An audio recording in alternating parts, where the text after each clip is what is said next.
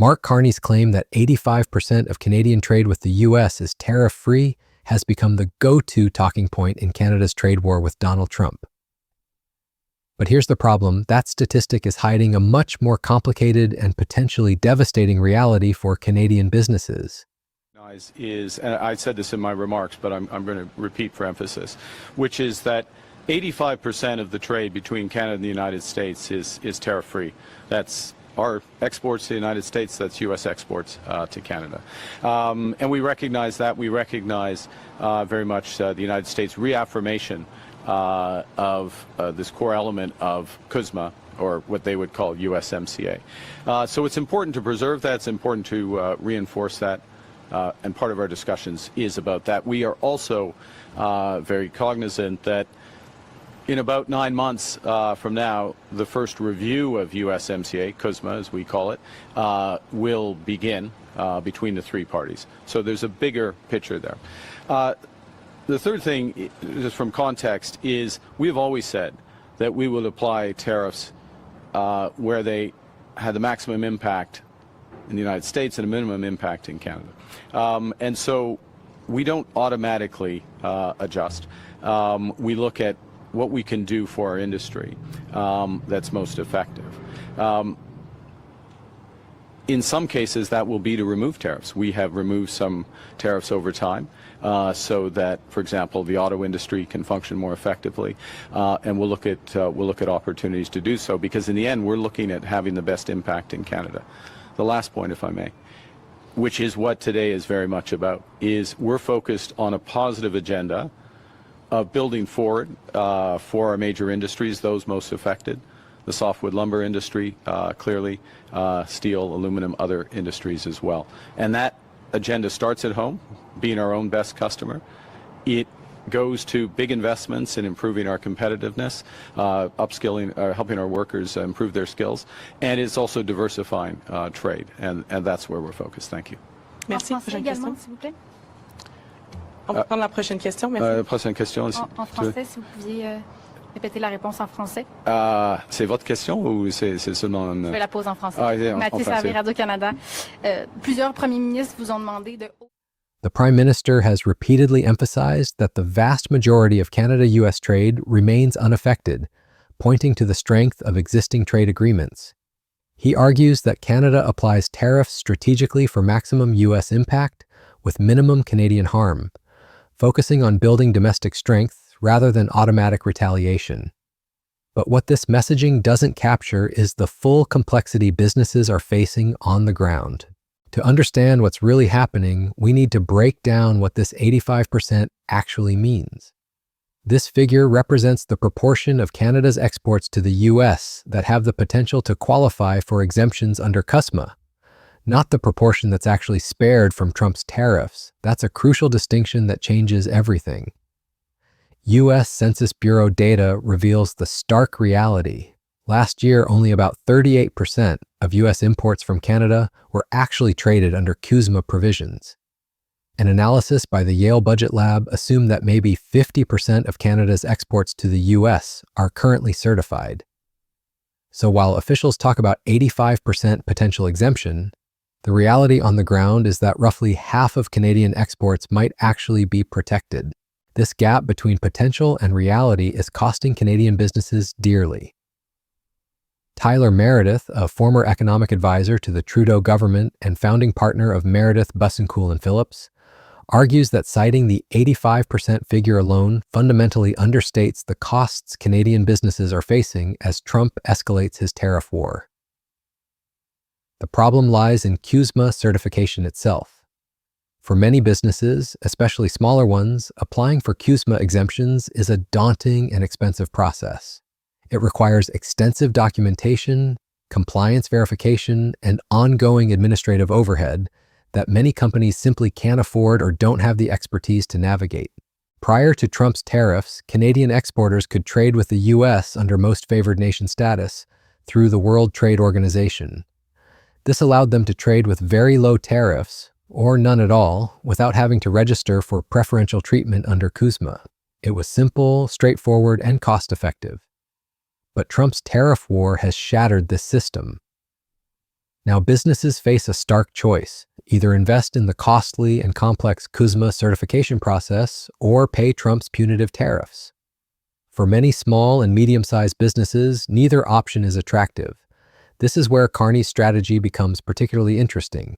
Rather than panicking or immediately retaliating, he's taking a calculated approach that might actually expose the weaknesses in Trump's position.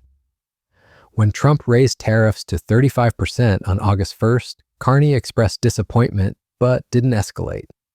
Instead, Carney has been emphasizing something that Trump probably doesn't want to hear. Canada is looking beyond the United States. In his response to the tariff increase, Carney said Canada would focus on building economic resiliency and diversifying trading relationships, away from overriding reliance on the United States. This isn't just diplomatic rhetoric, it's a strategic pivot that could fundamentally reshape North American trade. Canada sends 75% of its exports to the U.S., making it one of the most trade-dependent countries on America among developed nations. But Carney is signaling that this dependency might be coming to an end.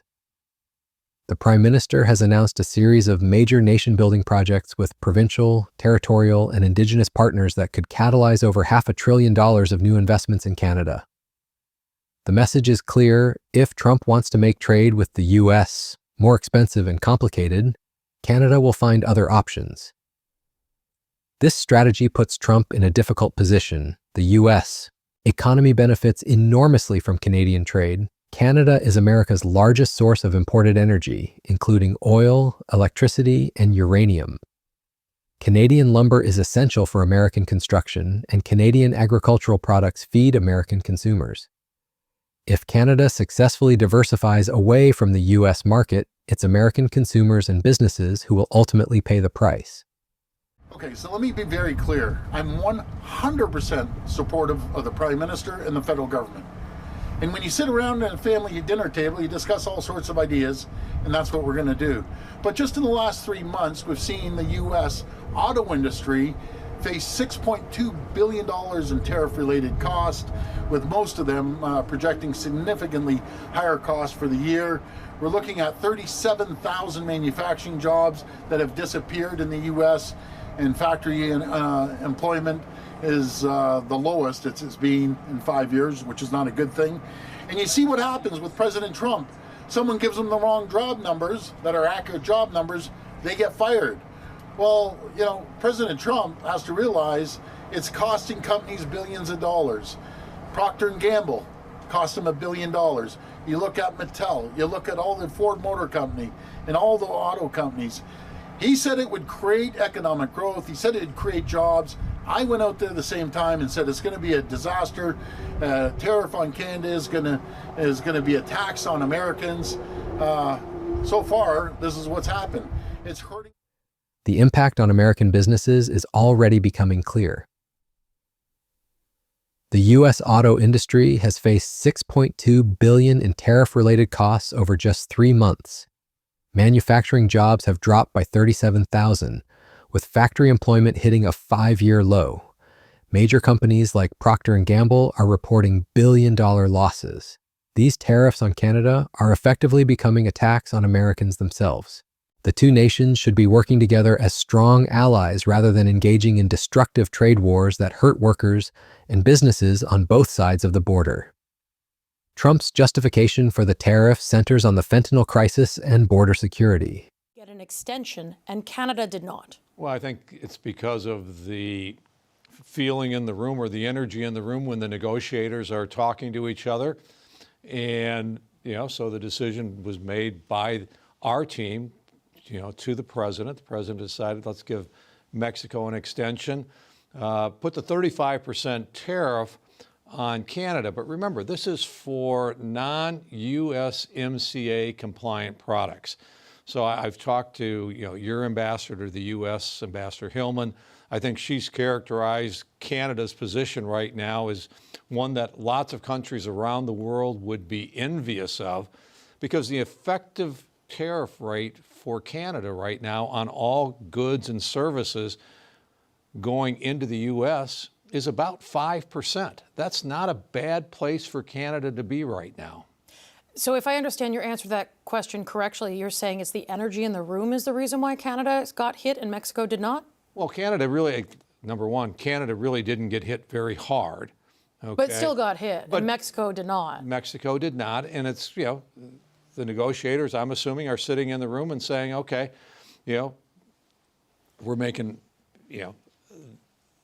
the negotiations that we're in right now with Mexico and where we believe we are headed, say, we're making significant progress, and maybe the dynamics in terms of describing the relationship with Canada are slightly different. I'm not in the room, okay?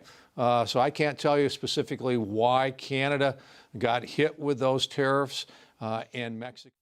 The U.S. ambassador to Canada has cited multiple issues, including what he describes as Canada's tough trade stance. Some American officials have suggested that the dynamics during negotiations showed more progress with Mexico than with Canada, which is why Mexico received an extension while Canada faced immediate tariffs. The ambassador has also pointed to Canada's retaliatory measures as an irritant that signals what he calls an elbows-up strategy with the United States. But the data tells a different story about the underlying issues. U.S. Customs and Border Protection statistics show that fentanyl seizures from Canada make up less than 1% of total U.S. seizures of the drug. Canada accounts for only 1% of U.S. fentanyl imports. Carney has repeatedly highlighted Canada's massive investments in border security. Thousands of new law enforcement and border security officers, aerial surveillance, enhanced intelligence operations, and what he calls the strongest border legislation in Canadian history. The facts simply don't support the narrative about Canadian negligence on fentanyl. This mismatch between rhetoric and reality suggests that the tariffs aren't really about fentanyl or border security. They're about Trump trying to extract concessions from Canada on other issues. But Carney's response suggests he's not willing to play that game. The political dynamics in Canada are also working in Carney's favor. Even his political rivals are supporting his approach. Conservative Party leader Pierre Poilievre, normally Carney's harshest critic, called the tariffs unjustified and said Carney should accept nothing short of a deal that ends all U.S. tariffs on Canada. The Canadian Chamber of Commerce has backed Carney's decision to prioritize a strong, future-focused deal over a rushed one. Business groups that normally pressure governments to make deals at any cost are instead saying that no deal is better than a bad deal. This unified Canadian response is something Trump probably didn't expect. His usual strategy of dividing opponents and creating pressure for quick concessions isn't working. Instead, he's facing a united Canada that's prepared to play the long game. Carney's background as a former central banker gives him credibility in handling this crisis. He understands financial markets, economic systems, and the long-term consequences of trade policy in ways that pure politicians might not. His calm, measured response to Trump's provocations projects competence and stability. But perhaps most importantly, Carney is exposing the fundamental weakness in Trump's position. The U.S. needs Canada more than Canada needs the U.S. in many key sectors. American refineries are designed to process Canadian heavy crude oil. American electricity grids rely on Canadian power. American construction depends on Canadian lumber.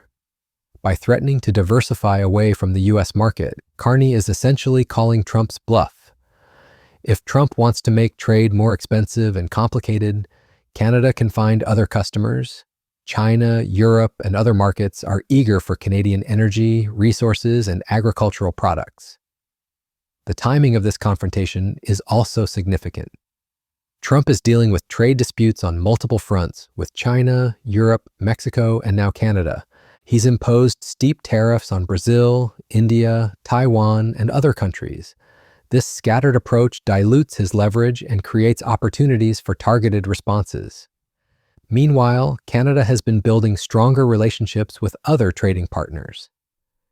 The comprehensive and progressive Trans-Pacific Partnership gives Canada access to major Asian markets. Trade agreements with Europe provide alternatives to U.S. markets. These relationships took years to develop, but they're now providing the strategic flexibility that Carney needs. The 85% figure that Carney keeps citing, while technically accurate, is actually part of a broader messaging strategy. By emphasizing that most Canadian trade can potentially avoid tariffs, he's reassuring Canadian businesses and investors while simultaneously highlighting the arbitrary nature of Trump's actions. But the real story isn't in the statistics, it's in the strategic shift that's happening beneath the surface. Canada is preparing for a future where the U.S. is a less dominant trading partner. This preparation includes major infrastructure investments, new trade relationships, and domestic economic policies designed to reduce dependence on the American market. For Canadian businesses caught in the middle, this transition period is painful. The uncertainty around CUSMA certification, the complexity of new trade rules, and the costs of tariffs are all real challenges.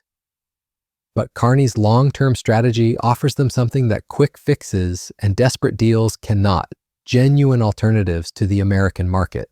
Trump's tariff strategy assumes that countries will eventually cave to pressure and accept unfavorable deals rather than face economic pain. But Canada's response suggests a different approach: absorb the short-term costs while building long-term alternatives that make future pressure less effective. This is particularly important given that CUSMA itself is up for review. The trade agreement includes provisions for regular review and potential renegotiation. If Trump continues to use tariffs as a weapon, Canada needs to be prepared for a future where even CUSMA protections might not be reliable. Carney's emphasis on building domestic economic strength, what he calls building Canada strong, is central to this strategy. By reducing trade barriers between provinces, investing in major infrastructure projects, and strengthening domestic supply chains, Canada becomes less vulnerable to external pressure. The $500 billion in potential new investments that Carney has referenced represents a fundamental restructuring of the Canadian economy. These aren't just responses to Trump's tariffs, they're preparations for a multipolar world where no single trading partner dominates. This approach requires patience and political courage. It would be easier for Carney to make quick concessions to get the tariffs removed, but by holding firm and focusing on long-term economic resilience, he's potentially positioning Canada for a stronger future regardless of what Trump does next. The success of this strategy will ultimately be measured not in the immediate resolution of the tariff dispute, but in Canada's ability to build a more diversified and resilient economy. If Canadian businesses can successfully navigate the CUSMA certification process, develop new markets, and reduce their dependence on the United States, then Trump's tariffs might actually accelerate positive changes in the Canadian economy. For now, the 85% figure remains Carney's shield against criticism that he's not doing enough to protect Canadian businesses. But behind that statistic is a much more ambitious project: reshaping Canada's economic future in a way that makes future trade wars less threatening and more manageable. Whether this strategy succeeds will determine not just the outcome of the current dispute with Trump, but Canada's economic trajectory for decades to come.